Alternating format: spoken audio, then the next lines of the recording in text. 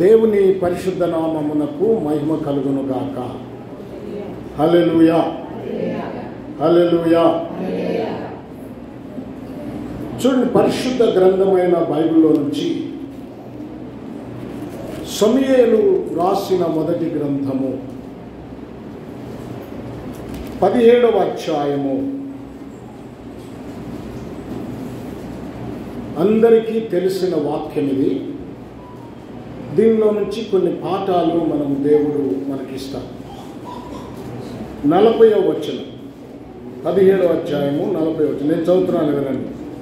తన కర్ర చేత పట్టుకొని ఏటి లోయలో నుండి 5 నున్నని రాళ్లను ఏరుకొని తన యొద్దనున్న చిక్కములో నుంచుకొని ఒడిసెల చేత పట్టుకొని ఆ ఫిలిష్తీని చేరువకు పోయెను. ప్రభునందు ప్రియ దేవుని పిల్లలారా, ఈ వాక్య భాగము యొక్క సమయము, సందర్భము మీ అందరికీ తెలిసిందే. ఇశ్రాయేలీలకు ఫిలిష్తీయులకు యుద్ధము జరుగుతూ ఉండగా దావీదు తన తండ్రి చేత ఆ యుద్ధ స్థలానికి పంపబడ్డాడు. ఆ యుద్ధ స్థలమునకు వెళ్ళినప్పుడు ఒక ఆజానుబాహుడైనటువంటి వాడు గొల్యాతు అనేవాడు ఇశ్రాయేలీలను అవమానపరుస్తూ ఉన్నాడు. మీలో ఎవరైనా ఉంటే నన్ను వచ్చి జయించండి అని. అయితే అతనిని చూసినటువంటి ఇశ్రాయేలీలు భయపడి గుడారముల్లో దాక్కున్నట్లుగా ఉన్నది. అయితే దావీదు ఆ సన్నివేశాన్ని చూసి చాలా పౌరుషము తెచ్చుకున్నాడు. కారణం ఏమిటంటే, సున్నతి లేని ఫిలిష్తీయుడు సున్నతి కలిగిన ఇశ్రాయేలీల మీద ఈ విధమైన తిరుగుబాటు చేస్తుంటే, ఇశ్రాయేల్ని ఈ విధంగా అవమానపరుస్తూ ఉంటే సహించలేకపోయాడు. అతని మీదకి యుద్ధానికి వెళ్ళటానికి ఎవరికి ధైర్యం లేకపోతే దావీదు వెళ్ళటానికి సిద్ధపడ్డాడు. దావీదు యుద్ధానికి వెళ్ళటానికి సిద్ధపడినప్పుడు ఈ సంగతి రాజుకు తెలిసింది. రాజు మొదట కొంత వారించినప్పటికీ తర్వాత దావీదు చెప్పుకున్న విషయాలను బట్టి రాజుకు ధైర్యం వచ్చింది.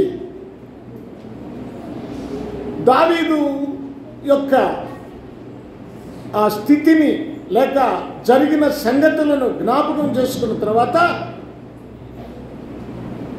దావీదు యుద్ధానికి వెళ్ళటానికి సౌలు రాజు ఏం చేశాడంటే, ఆ యుద్ధానికి వెళ్ళేటువంటి ఆ పరికరాలను దావీదుకి ఇచ్చాడు.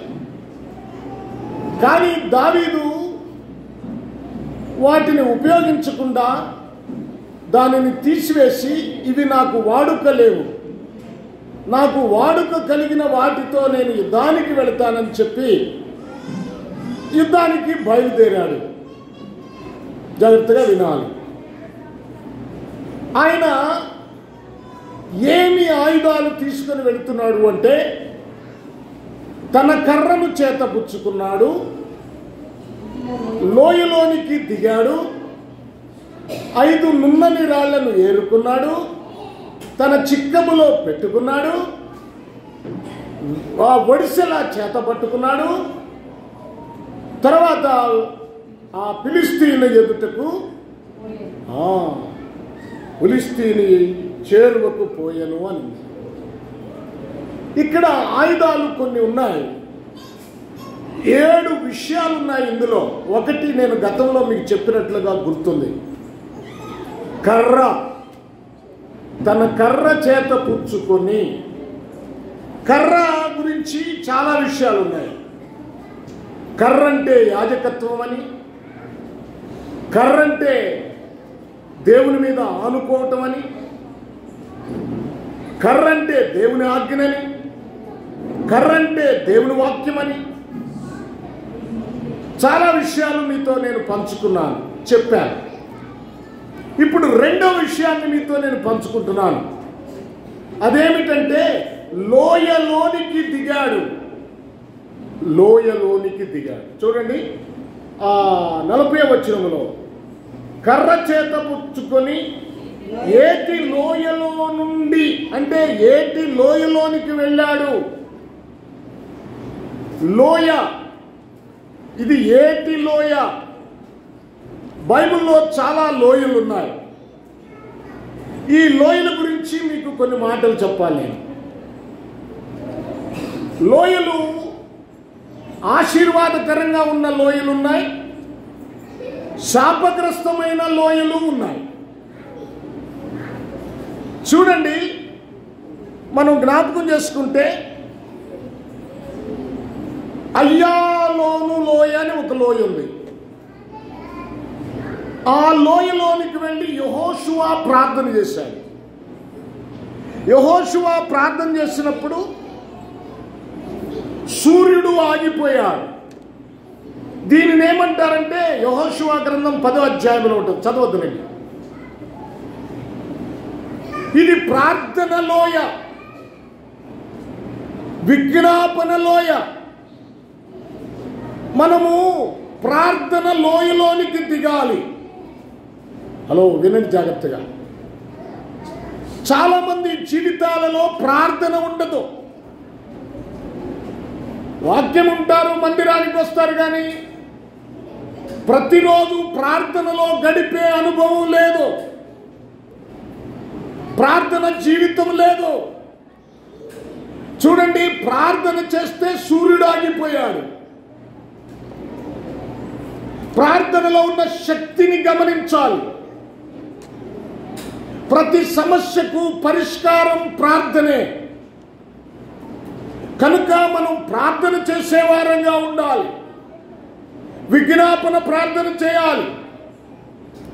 చాలా మంది జీవితాల్లో దేవుని దగ్గరకు వచ్చి దేవుని మహిమపరిచే అనుభవం లేదు, ప్రార్థించే అనుభవం లేదు. ఏమండి, మనకి విజ్ఞాపన ప్రార్థన శుక్రవారం జరుగుతుంది. ఎంతమంది వస్తున్నారు? ఎందుకని రావటం లేదు? ప్రార్థన లోయలోనికి దిగాలని అవసరం లేదా? సంఘమంతా ప్రార్థన చేయాల్సిన అవసరం లేదా? సంఘానికి ఏదో ఆదివారం ఆరాధన వాక్యమేనా? దేవుడు అద్భుతాలు చేయాలంటే నువ్వు ప్రార్థన అనే లోయలోనికి దిగాలి, ప్రార్థనలోనికి దిగాలి. ఇది ప్రార్థన లోయ. అయ్యాను లోయ, అయ్యాలోను లోయ. కనుక జ్ఞాపకం చేసుకుందాం. మరొక లోయ ఉంది. ఆ లోయ పేరు గెరారు లోయ. ఇది మనం ఆదికాండము 26వ అధ్యాయము 17వ వచనం 18వ వచనంలో చదువుతాం. చదవద్దులేండి, నేను చెప్పుకుంటూ పోతాను, సమయం చాలా కావాలి.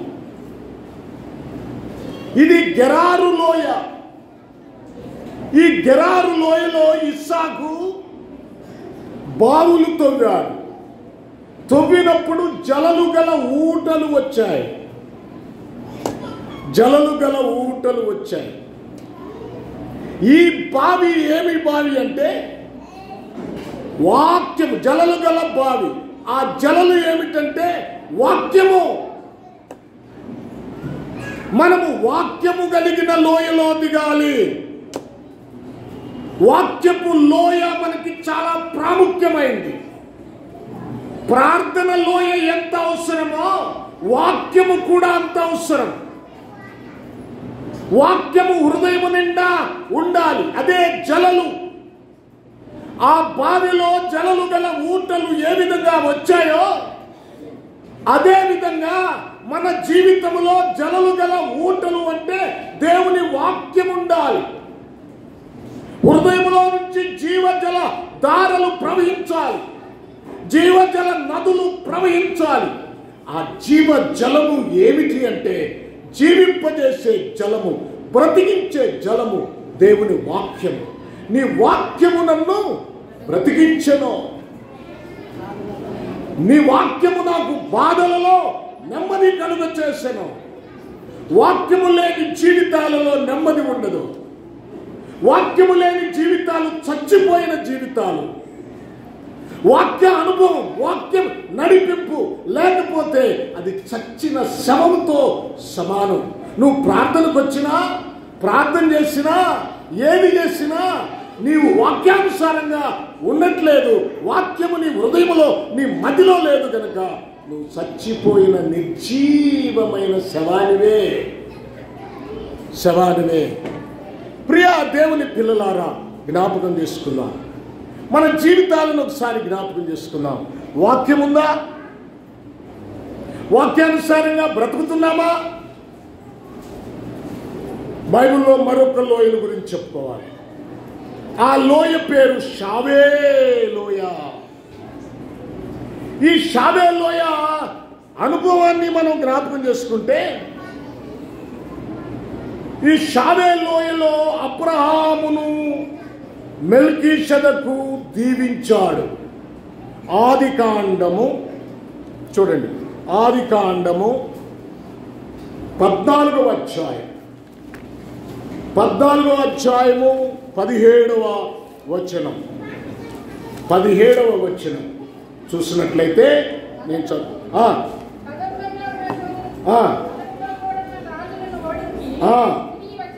తిరిగి వచ్చినప్పుడు సొదొమ రాజు అతన్ని ఎదుర్కొనుటకు రాజు లోయను షావే లోయ మట్టుకు బయలుదేరి వచ్చాడు. షావే లోయ మట్టుకు బయలుదేరి వచ్చాడు. ఇప్పుడు షావే లోయలో ఏం జరుగుతుంది మనం చూస్తే, మరియు షాలేము రాజైన మెల్కీషెదకు రొట్టెను ద్రాక్షరసమును తీసుకొని వచ్చెను. అతడు అబ్రహామును దీవిస్తున్నాడు. ఏమని? సర్వోన్నతుడైన దేవుని యాజకుడు. అప్పుడు అతడు అబ్రహామును ఆశీర్వదించి, ఆకాశమునకు భూమికిని సృష్టికర్తయను సర్వోన్నతుడునైన దేవుని వలన అబ్రహాము ఆశీర్వదించబడునుగాక. ఇప్పుడు అబ్రహామును ఈ మెల్కీషెదకు ఆశీర్వదిస్తున్నాడు. ఆయన సేవకుడు, సర్వోన్నతుడకు దేవుని యాజకుడు, సేవకుడు, దైవజనుడు. ఈ దైవజనుడు అబ్రహామును ఆశీర్వదిస్తున్నాడు. అబ్రహామా, నీకు ఆశీర్వాదము దేవుడిస్తున్నాడు. నీ శక్తి వలన కాదు, నీ బలం వలన కాదు, నీ జ్ఞానం వలన కాదు, నువ్వేదో గొప్పవాడవని కాదు, దేవుని చేత ఏర్పాటు చేయబడ్డవాడు కనుక దేవుడు నిన్ను ఆశీర్వదిస్తున్నాడు. దేవుడు నిన్ను ఆశీర్వదిస్తున్నాడు. వినండి, నీ జీవితంలో నీ తెలివి వల్ల నువ్వు ఆశీర్వదించబడవు. నీ ఉద్యోగం వల్ల నువ్వు ఆశీర్వదించబడవు. ఉద్యోగం చేసి రిటైర్డ్ అయిపోయి ఇల్లు లేక రోడ్ల మధ్య అక్కడక్కడ అద్దెలలో ఉంటున్న వారు అనేక మంది ఉన్నారు. వారు ఆశీర్వదించబడలేదు. చూడండి, గమనించండి, దేవుడు ఆశీర్వదిస్తేనే ఆశీర్వాదం.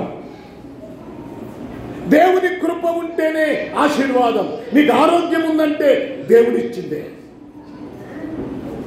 నీకు బిడ్డలు ఉన్నారంటే దేవుడిచ్చిన వాళ్ళే. నీ బిడ్డలు ప్రయోజకులయ్యారంటే దేవుడిచ్చిందే. కనుక దేవుడిచ్చిన దానిని గుర్తుపెట్టుకోండి. మెల్కీషెదకు రొట్టెయు ద్రాక్షరసం ఇచ్చాడు, ఆశీర్వదించాడు. కనుక దానికి ప్రతిఫలంగా అబ్రహాం ఏం చేశాడంటే, అన్నిటిలో 21వ వచనంలో సొదొమ రాజు మనుషులు నాకు ఇచ్చి కాదు మీరు చూడండి 20వ వచనం చివరిలో 20వ వచనం చివరిలో అప్పుడు అతడు అన్నిటిలో అతనికి 10వ వంతు ఇచ్చెను. దేవుణ్ణి స్తుతించాడు.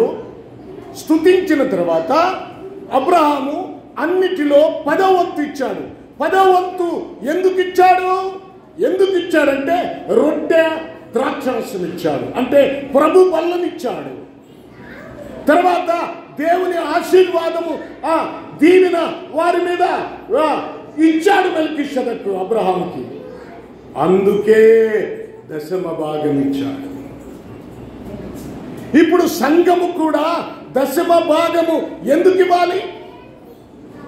సేవకుడు సంఘములో ఉండి మిమ్మల్ని ఆశీర్వదిస్తున్నాడు కనుక, మీ కొరకు ప్రార్థన చేస్తున్నాడు కనుక, మీకు వాక్యం చెప్తున్నాడు కనుక, మీకు బల్ల ఆరాధన బల్ల అందిస్తున్నాడు కనుక, ఆయనకు సంఘానికి నీవు 10వ వంతు ఖచ్చితంగా చెల్లించాలి.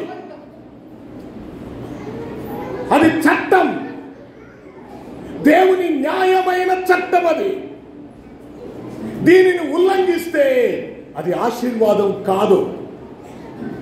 ఇది షావే లోయ. షావే లోయలో ప్రభు బల్ల ఉన్నది, షావే లోయలో ఆశీర్వాదం ఉన్నది, షావే లోయలో అదిగో దేవుని సేవకునికి దశమ భాగం ఇవ్వటం జరిగింది. ఇది షావే లోయ. Praise the Lord. మరొక లోయ ఉన్నది. చాలా లోయలు చెప్పొచ్చు, నేను కొన్నిటి మాత్రం ఈరోజు చెప్పగలుగుతాను. ఆ లోయ ఏమిటంటే బెరాకా లోయ. ఈ బెరాకా లోయలో యెహోషాపాతు దేవునికి కృతజ్ఞతాస్తుతులు చెల్లించాడు. దినవృత్తాంతాల రెండవ గ్రంథము, దినవృత్తాంతాల 2వ గ్రంథము 20వ అధ్యాయము 26వ వచనం చదవండి. దినవృత్తాంతాల 2వ గ్రంథము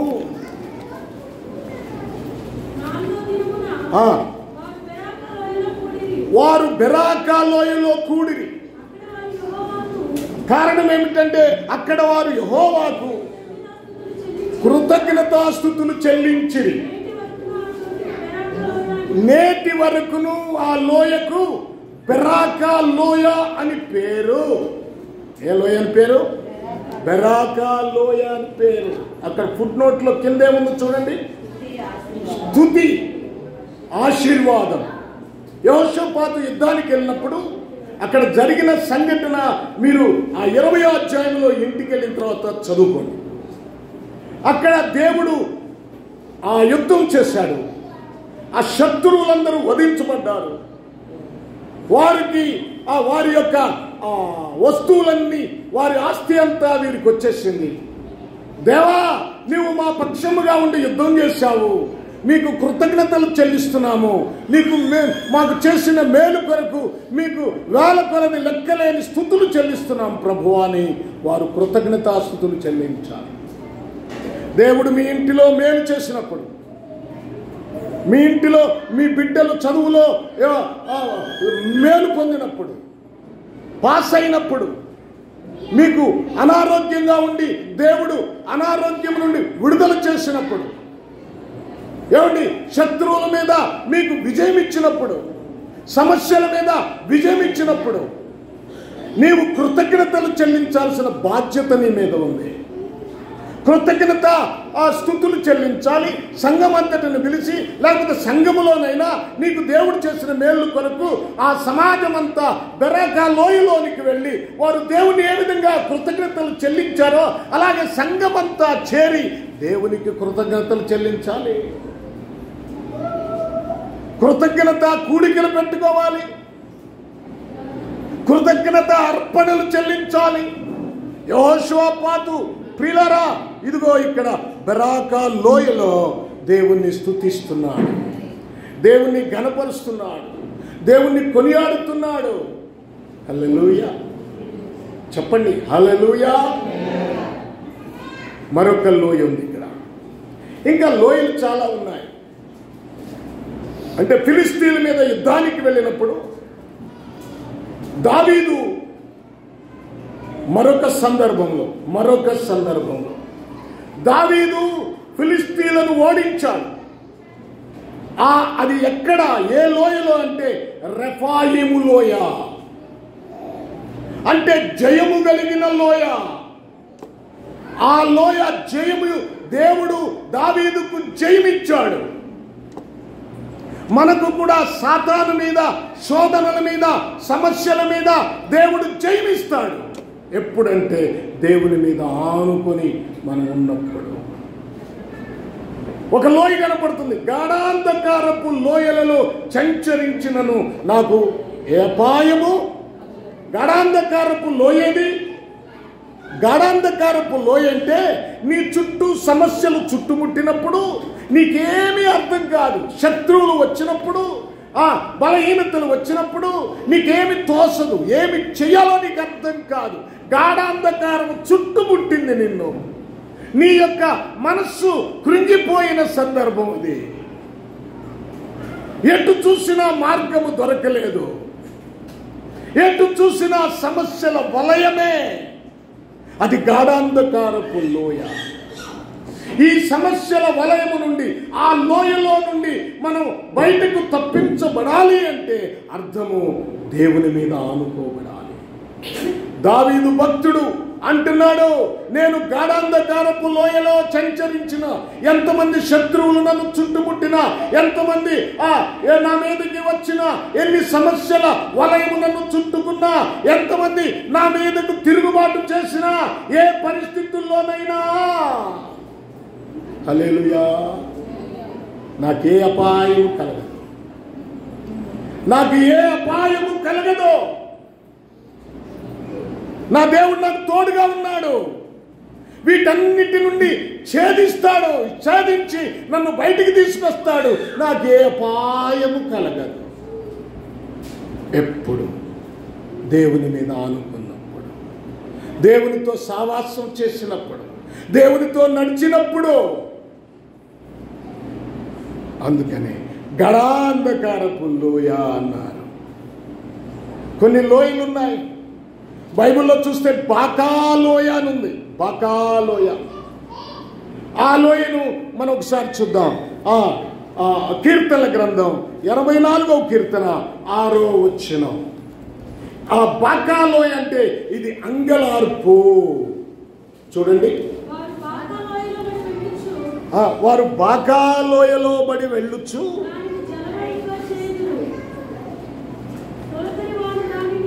దానిని జలమయముగా చేయుదురు.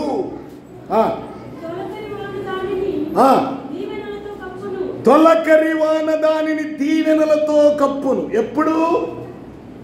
వారు బాకా లోయలో గుండా వెళ్ళుచు ఏం చేశారంట? వాళ్ళు దాన్ని జలమయముగా చేశాను. ఇది అంగలార్పు.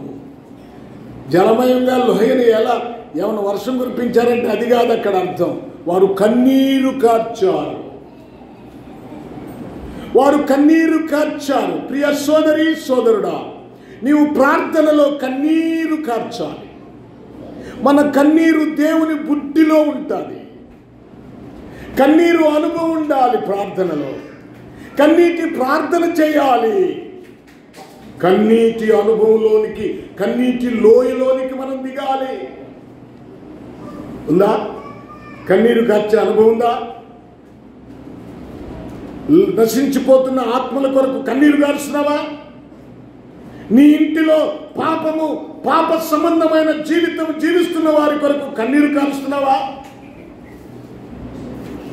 కన్నీటి ప్రార్థన ఉందా నీ దగ్గర? అమ్మా వినండి, అయ్యా వినండి, ఈ అద్భుతమైన మాటలు మీరు వినాలి. ఈ అద్భుతమైనటువంటి వాక్యం ఇది. కన్నీటి ప్రార్థన. హన్న కన్నీరు కార్చింది గనుకనే గర్భం ఫలించింది. ప్రియులారా, కన్నీటితో హాగరు ప్రార్థించింది గనుక, కన్నీరు కార్చింది గనుక తన బిడ్డ స్వరము విన్నాడు దేవుడు. తన కుమారుడు స్వరము విన్నాడు. కారణం ఏమిటంటే, ఈ తల్లి ప్రార్థన చేస్తే కన్నీరు కారుస్తుంటే, ఈ కన్నీరు పరలోక సంబంధమైన దేవుని దగ్గరికి వెళ్ళినప్పుడు అక్కడ నుంచి ఏడుస్తున్న తన బిడ్డ మాట వినపడి బిడ్డను ఆశీర్వదించి ఒక జనాంగంగా చేశాడు దేవుడు. మన ప్రార్థన కన్నీటి ప్రార్థన. దేవుడు కన్నీటిని దాటిపోడు. కన్నీరు కార్చే అనుభవం ఉండాలి. మనం కార్చే ప్రతి కన్నీటి పొట్టుకు లెక్క ఉంటుంది. రేపు మనకు సమాధానం ఉంటుంది. ఇప్పుడు బాకా లోయలో గుండా వెళుతూ దానిని జలమయము చేస్తే తొలకరి ఏముంది అక్కడ? 84 కీర్తన 6వ వచనంలో చివరి మాట చేయుదురు. అబ్బా, అంటే తొలకరివానంటే ఆయన దీవెనలతో కప్పుతాడు. నీ కన్నీరు కార్చిన ఆ లోయ అనుభవంలోనికి వెళితే దేవుడు తొలకరివానంటే ఆశీర్వాదపు వాన నీ మీద ఆశీర్వాదకరంగా నీ సమస్యకు పరిష్కారం నిన్ను కనికరించి నిన్ను ఆదరిస్తాడు.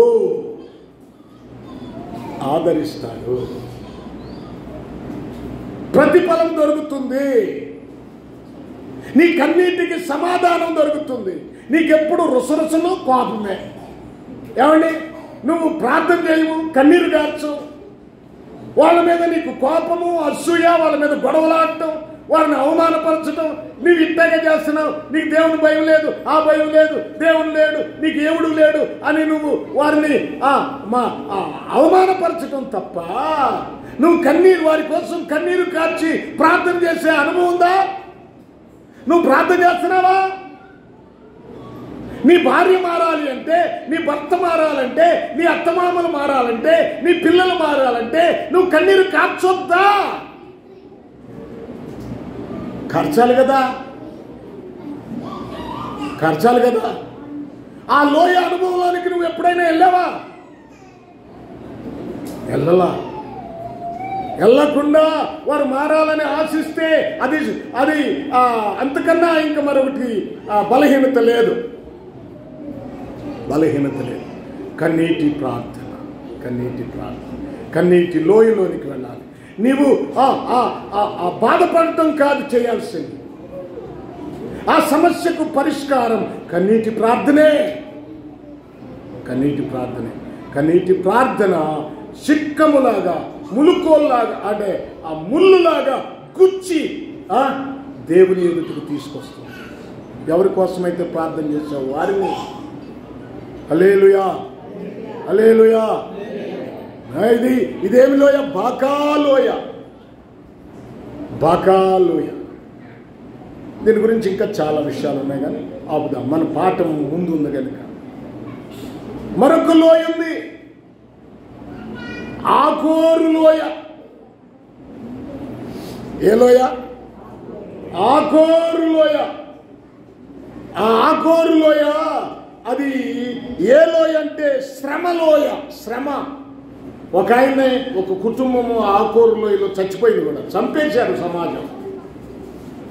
యెహోషువ కాలంలో యెరికోలో ఉన్న శాపగ్రస్తమైనది ఏది తీసుకోవద్దని దేవుడు చెప్తే ఆయన ఎవరైనా ఆకాను ఆ యెరికోలో ఉన్న శాపగ్రస్తమైన వాటిని తీసుకొచ్చి ఇంట్లో పెట్టుకున్నాడు. దానివల్ల సమాజం అంతటికీ కష్టం వచ్చింది. ఏమిటయ్యా అంటే దేవుడు చెప్పాడు, అబ్బాయి మీ సమాజంలో శాపగ్రస్తమైనవి ఉన్నవి, అవి తొలగిస్తే కానీ మీకు విజయం రాదన్నాడు. అప్పుడు యెహోషువ ఒకరి తర్వాత ఒకరిని పరిశోధించగా ఎవరు దొరికారు? ఆకాను దొరికారు. షీనారు వస్త్రం, బంగారపు కమ్మి ఇవన్నీ తెచ్చి గుడారంలో పెట్టుకున్నాడు. మరి నేను అడుగుతాను, పెట్టింది ఆకాను కదా, మరి ఆకాను పెడితే ఆకాను కుటుంబాన్నంతటినీ ఆకోరు లోయలో వేసి ఎందుకు చంపారు? ఆకాను ఒక్కనే చంపాలి, మరి కుటుంబాన్ని ఎందుకు చంపారు అని ఆలోచిస్తే, ఇతడు అప్పుడు గుడారం కదా, ఆ శాపగ్రస్తమైనవి తీసుకొచ్చి గుడారంలో పెడితే ఆ ఇంటి వారందరూ చూశారుగా, ఓ మా నాన్న కనుక విలువైన వాటిని తెచ్చాడు, మా ఆయన తెచ్చాడని చెప్పి వాటిని దాచిపెడితే వాళ్ళు కూడా సహకరించారు, పాపానికి సహకరించారు. ఏమయ్యా బుద్ధి లేదా నీకు? దేవుడు ఏం చెప్పాడు? శాపగ్రస్తమైన తేవద్దన్నాడు కదా, ఇది మనకొద్దు, బయట పారే. యెహోషువ దగ్గరికి వచ్చి పొరపాటును తెచ్చాడయ్యా, క్షమించని యెహోషువ అని అడిగి, అలాగే దేవుణ్ణి కూడా అయ్యా క్షమించయ్యా అని ప్రార్థన చేస్తుంటే ఆ కుటుంబం క్షమించబడి కాపాడబడి ఉండేది. గమనించాలి. నీ ఇంటిలో ఒక తప్పు జరుగుతుంటే, ఒక అక్రమ సొత్తు నీ ఇంటికి వస్తే దాన్ని నువ్వు అంగీకరించావంటే ఆ శాపం నీ మీద కూడా ఉంటుంది. కనుక ఇప్పుడు ఆకాను తెచ్చిన సొత్తు దేవుడు వద్దన్నాడు, కానీ ఆకాను తెచ్చాడు. ఇప్పుడు ఏమైంది? ఇంటి వారందరికీ శిక్ష వచ్చింది. ఆకోరు లోయలు రాళ్ళు తీసుకొని కొట్టి కుప్పగా వేసి చంపేశాడు. దేవుడే చెప్పాడు ఆ మాట, చేయండి ఆ పని, ఆ సమాజంలో తప్పును తొలగించండి. మరొకటి యెహోషువ గ్రంథములో, హోషియా గ్రంథములో ఒక మాట చదువుకుందాం. 2వ అధ్యాయం 14వ వచనం లేక 13వ వచనం నుంచి కూడా చూడండి. హోషియా గ్రంథము చాలా ఉంది, కానీ నేను తొందరగా ముగిస్తాను. హోషియా గ్రంథము 2వ అధ్యాయం 13వ వచనం నుంచి చదవండి. ఏది అదంటే ఎవరు?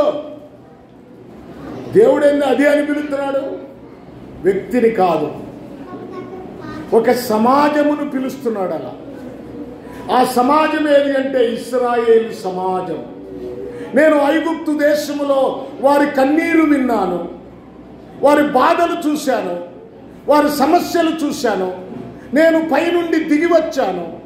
నేను వారికి సహాయం చేసి వారిని ఐగుప్తు దేశం నుంచి విడిపించి, వారు అరణ్య మార్గములో వారికి సహాయం చేసి శత్రువుల చేతుల నుంచి కాపాడి పాలు తేనెలు ప్రవహించు శ్రేష్టమైన దేశానికి నేను నడిపిస్తే ఆ సమాజము అది ఏమైంది? నన్ను మర్చిపోయి. ఏం మర్చిపోయింది? ఎవరిని మర్చిపోయింది? ఐగుప్తు నుంచి విడిపించిన దేవుణ్ణి మర్చిపోయింది. మన్నాను కురిపించిన దేవుణ్ణి మర్చిపోయింది. ఎర్ర సముద్రమును పాయలు చేసిన దేవుణ్ణి మర్చిపోయింది. యోర్దాను నదిని చీల్చిన దేవుణ్ణి మర్చిపోయింది. ఏమంటే శత్రువుల చేతిలో నుంచి విడిపించిన దేవుణ్ణి మర్చిపోయింది. అది అంటే ఇశ్రాయేలు సమాజం. ఏమంటున్నాడు? మరిచిపోయి నగలు పెట్టుకొని శృంగారించుకొని బయలుదేవతకు ధూపం వేసి ఉండుటను బట్టి, దాని విట్టగాండ్రను వెంటాడు ఉండుటను బట్టి నేను దానిని శిక్షింతును. ఇది యెహోవా వాక్కు. దేవుని మర్చిపోయావా? దేవునికి ఎన్ని మేలు చేశాడు? కష్టం వచ్చినప్పుడేమో దేవుడా దేవుడా దేవుడా అంటావు. కష్టం తీరిపోగలనే, ఏమండి ప్రార్థనకు రాలేదంటే కొంచెం తీరుబడి కాలేదండి.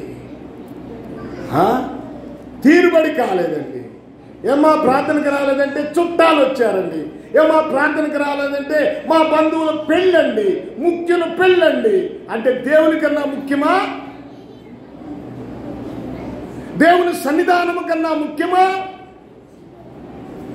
మీరు ఆలోచించండి. ఈ విషయాన్ని మీరు ఆలోచించండి. ఏది ముఖ్యం? దేవుని సన్నిధి ముఖ్యమా? దేవుణ్ణి ఆరాధించటం ముఖ్యమా? మర్చిపోయారండి దేవుడు చేసిన మేళ్ళని. పాపము నుండి నిన్ను రక్షించాడు, నరకము నుండి నిన్ను తప్పించాడు, నిన్నొక ఆశీర్వాదకరమైన మెట్టులో ఉంచాడు, నీకు ఉద్యోగం ఇచ్చాడు, బిడ్డల్నిచ్చాడు, ఆర్థికంగా సమకూర్చాడు, ఆరోగ్యం ఇచ్చాడు. ఎన్ని ఇచ్చాడండి దేవుడు. ఆ కాశం మాత్రం లేచి దేవుని స్తోత్రం, మీ అందరికీ వందనాలు, దేవుడు నాకు ఉద్యోగం ఇచ్చాడు. పిల్లడు పుట్టినప్పుడు దేవుని స్తోత్రం, మీ అందరికీ వందనాలు, నా కొడుకునిచ్చాడు, లేకపోతే బిడ్డల్ని ఇచ్చాడు. ఆరోగ్యంతో తర్వాత ఏమైంది? నీ బ్రతుకులో కనపడుతుందా అది? ఆలోచించుకోండి, మీరు ఆలోచించుకోండి. ఈ దేవుని మాటలు నా సొంత మాటలు కాదు. దేవుడు క్షమించడు. ఇప్పుడు వీళ్ళు ఏం చేశారు? ఆభరణాలు ధరించుకున్నారంట. ఏమిటి? నగలు పెట్టుకొని శృంగారించుకొని. శృంగారం మీద ఉన్న మోజు దేవుని మీద లేదు. ఇజ్రాయెల్ కండి శృంగారం మీద అలంకరించుకోవడానికి ఉన్న మోజు అలంకరణ. దాని మీద ఉన్న మోజు ఇప్పుడు ఎవరి మీద లేదు? దేవుని మీద లేదు. Please praise the Lord. Hallelujah, hallelujah. ప్రభునందు ప్రియ దేవుని పిల్లలారా, ఈ శ్రేష్టమైన సమయంలో మీకు జ్ఞాపకం చేస్తున్నాను. దేవుని మీద కన్నా దేని మీద మోజు ఉండకూడదు. దేవుని కన్నా దేనిని ఎక్కువ ప్రేమించకూడదు. దేవుడు నిన్నే ప్రేమించాడు. ఇంక దేనిని ప్రేమించాడా? ఆయన సింహాసనాన్ని ప్రేమించాడా? దూతలను ప్రేమించాడా? పరలోకంలో ఉన్న సుఖాన్ని ప్రేమించాడా? ఆయన ప్రేమించలేదు. దాని అంతటిని తృణప్రాయముగా విసర్జించి నీ కోసం నిన్ను నన్ను ప్రేమించి ఈ లోకములోనికి వచ్చాడు. ఆయన ప్రేమ ప్రాముఖ్యం. అన్నిటికన్నా ఆయన ఎక్కువగా దేనిని ప్రేమించాడంటే నిన్ను నన్ను ప్రేమించాడు. అలాగూ ప్రేమించిన దేవుణ్ణి మనం ఎక్కువగా ప్రేమించకుండా లోకములో ఉన్న వాటిని ప్రేమిస్తే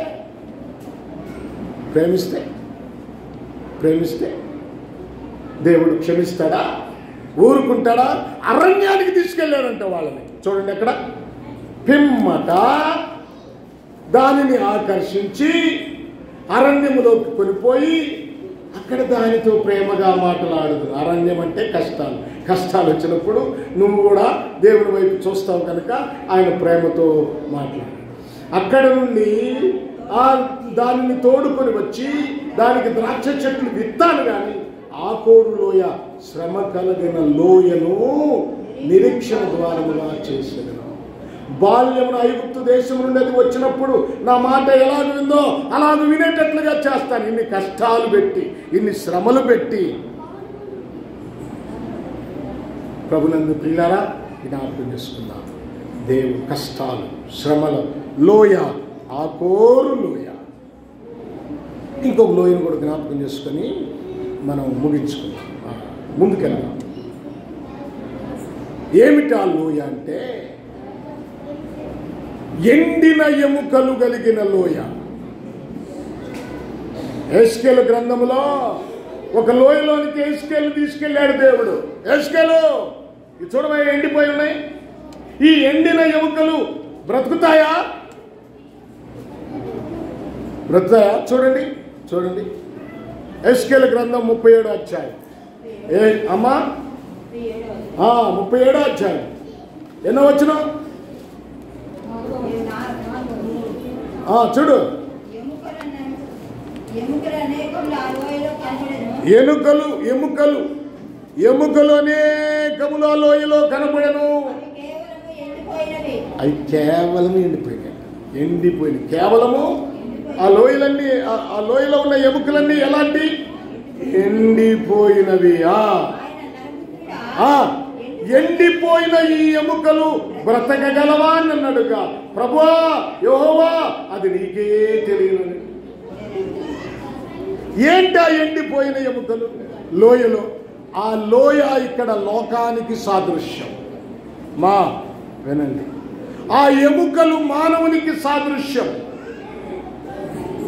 ఎండిపోయిన ఎముకలు. పాట కూడా ఉంటుంది, ఎండిపోయిన ఎముకల్లారా. పాట కూడా ఉంది కదా. ప్రభునందు ప్రియ దేవుని పిల్లలారా, జ్ఞాపకం చేసుకోండి. ఆ ఎండిపోయిన ఎముకలు ఎవరంటే పాపములో జీవిస్తున్నప్పుడు ఉన్న మానవుడు. మనందరం ఎండిపోయిన వాళ్ళమే. లోకమనే లోయలో పాపములో బ్రతుకుతున్నప్పుడు దేవుడు ఏం చేశాడు తెలుసా? ఎస్కేలును తీసుకెళ్ళినట్లుగా, ప్రవచనెత్తి చెప్పమన్నట్లుగా ఒక సేవకుడిని పిలిచి ఎండిపోయిన ఈ ఎముకల మధ్యలో వాక్యం అందించి, ప్రవచనం అందించి మనలందరినీ బ్రతికింపజేశాడు.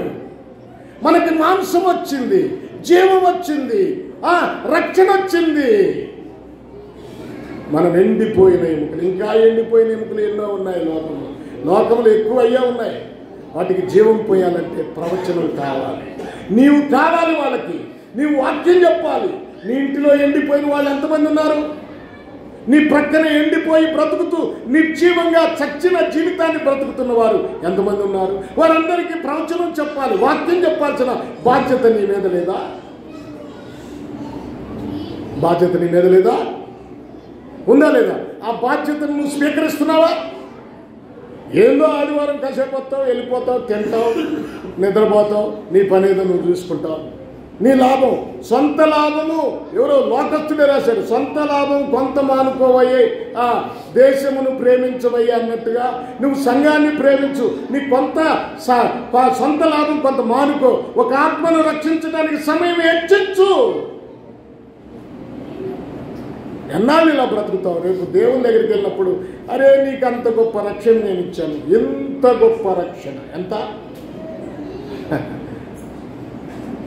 నిర్లక్ష్యము చేస్తే ఎలాగూ తప్పించుకుంటావు? రేపు తప్పించుకుంటావా? తప్పించుకోలేవు. రేపు తప్పించుకుంటావా? తప్పించుకోలేవు.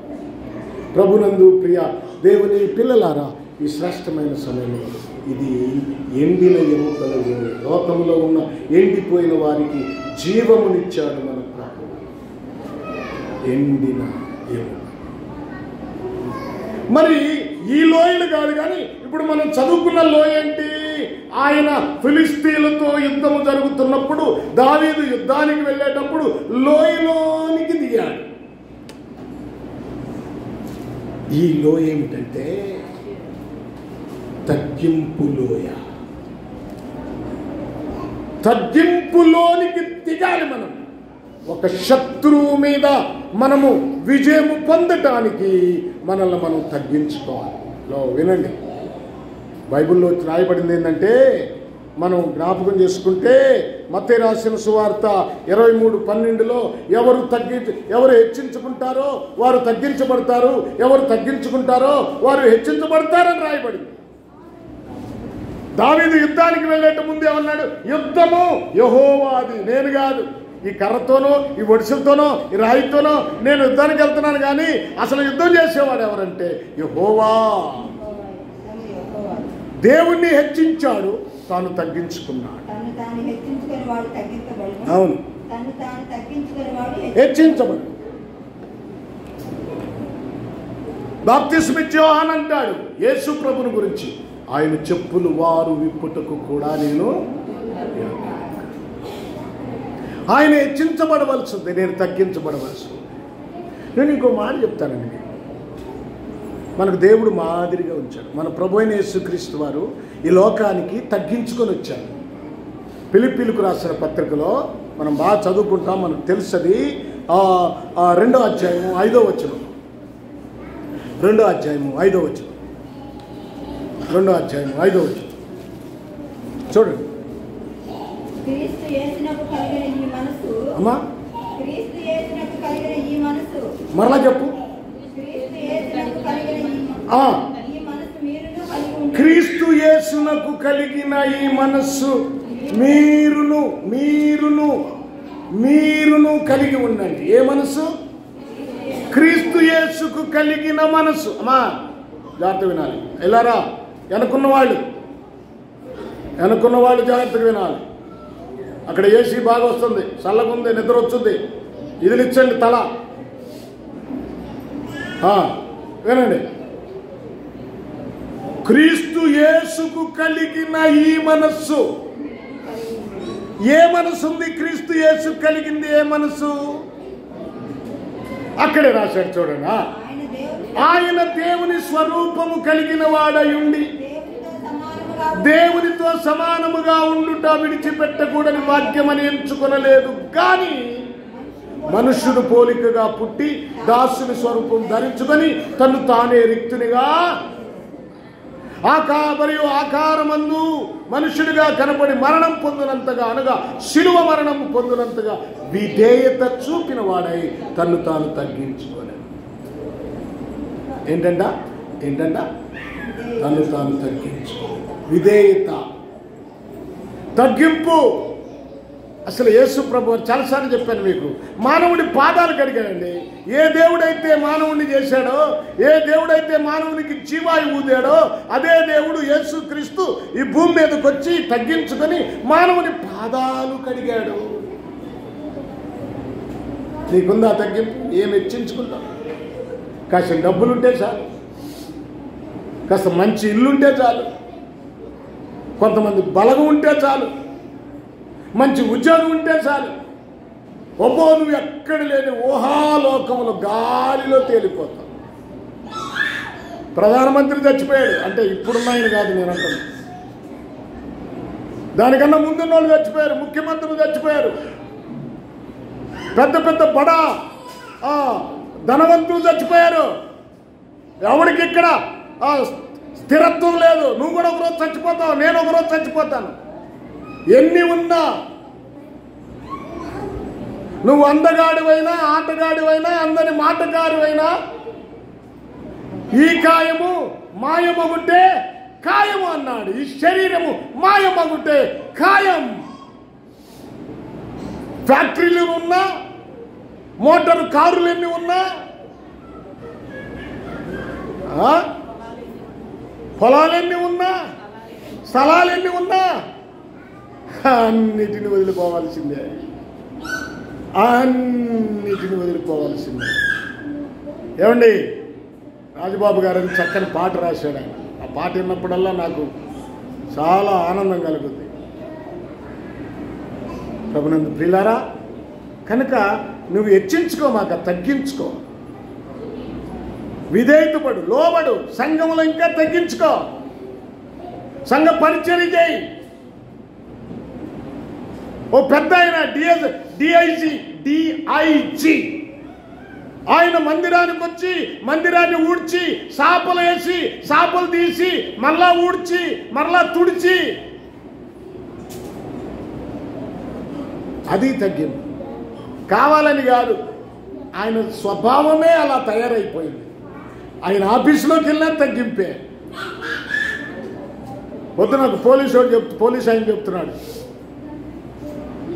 నేను వచ్చేటప్పుడు నన్ను ఆపెల్లా, అయ్యా నిన్న సిద్ధం సభకి వెళ్ళానయ్యా, సభకి వెళ్తే ఒక డిఎస్పి గారు మా మీద నాయకురాలుగా ఒక ఆమెను వేశారయ్యా. ఆమె మమ్మల్ని చూసి, అయ్యో నాయనా మీరేంటి ఎండలో నిలబడమాకండి అని పెరుగన్నం తెచ్చిచ్చిందయ్యా, డ్రింకు తెచ్చిచ్చిందయ్యా.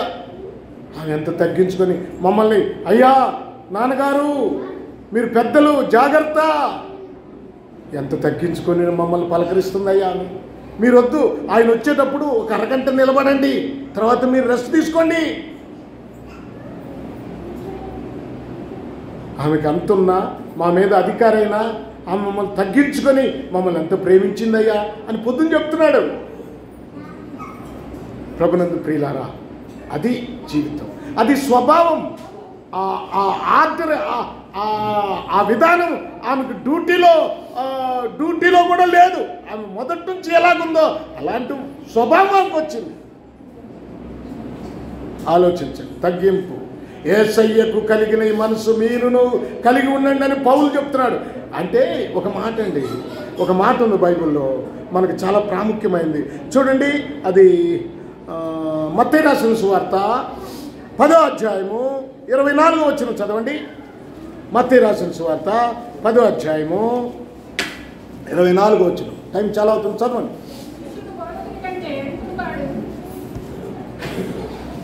శిష్యుడు బోధకుని కంటే అధికుడు కాదు,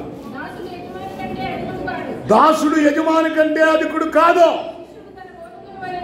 శిష్యుడు తన బోధకుని వలెను, దాసుడు తన యజమాని వలెను ఉండిన చాలు, అంతకన్నా ఎక్కువ అవసరంలా. అంటే మన గురువు, మన బోధకుడు యేసుక్రీస్తు, మన అధికారి యేసుక్రీస్తు, మన యజమానుడు యేసుక్రీస్తు. మనం యేసుక్రీస్తులాగా ఉండాలి. అందుకని క్రీస్తు యేసుకు కలిగిన మనసు మీరును ఆయన కలిగి ఉండండి. ఆయన మనకు మాదిరి ఉంచిపోయాడు. కనుక తగ్గింపు, లోయ అనుభవం, తగ్గింపు అనుభవం. ప్రతి లోయ సదరము చేయబడదు, ప్రతి ఎత్తు తగ్గించబడదు. కనుక ఒక దినం ఉంది, నువ్వు లోయలోకి దిగితే నీకు దేవుని ఆశీర్వాదం ఉన్నది. ఆ లోయలో నుంచి ఎత్తు చేయబడతావు, పరలోకపు మహిమలోనికి అర్చించబడతావు. కనుక ప్రియా దేవుని పిల్లలారా, సాతాను జయించడానికి అవసరమైనది ఈ లోయ. ఏ లోయ? దావీదు దిగిన లోయ. ఇంకా కొన్ని విషయాలు ఉన్నాయి. వాటిని మనం తర్వాత మనం చెప్పుకుందాం. కనుక ప్రభునందు ప్రియులారా, మీరు రాలేదు. హల్లెలూయా, ప్రైజ్ ది లార్డ్. కనుక ప్రియా దేవుని పిల్లలారా, ఈ శ్రేష్టమైన సమయంలో తగ్గింపు, సాతాన్ని జయించటానికి, గొలియాతును జయించటానికి కర్ర పట్టుకున్నట్లుగా వాక్యాన్ని పట్టుకోండి. గొలియాతును జయించడానికి లోయలోకి వెళ్ళినట్లుగా దావీదు మీరు కూడా తగ్గింపులోకి వెళ్ళండి. తర్వాత నున్నని రాళ్ళు ఏంటి, 5 ఎందుకు తీసుకున్నాడు, ఎక్కువ ఎందుకు తీసుకోలేదు, ఇవన్నీ వచ్చేవారు ధ్యానం చేద్దాం. దేవుడు ఈ మాటలు మనందరి కొరకు ఆశీర్వదించుగాక. ఆమేన్.